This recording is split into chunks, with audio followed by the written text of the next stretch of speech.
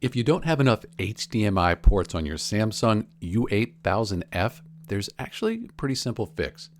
So a lot of people run into this after they start adding devices, maybe a PlayStation, Apple 4K TV, a streaming box, a Blu-ray player. Pretty quickly, you need more HDMI ports than the TV has. And at that point, you're reaching behind the TV to plug and unplug things, just kind of annoying. The easiest solution is something called an HDMI switch. So an HDMI switch is just this small powered device that lets you plug multiple HDMI devices into one box. Then a single HDMI cable runs from the switch to your TV. I'll put some links in the description to a few quality HDMI switches if you want to see some good options.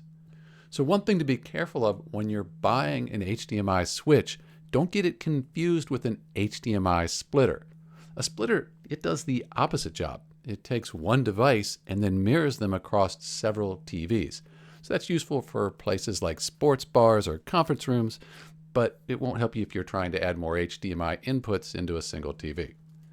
Now for the Samsung U8000F, the TV does come with 3 HDMI ports total. 2 of those ports stick straight out of the back. And that can make it a little tricky if you're wall mounting because the cables push straight back toward the wall. Hard to get that TV flush. So if you really only need one extra port, sometimes a 90-degree HDMI adapter can help you route the cable downwards instead of straight back.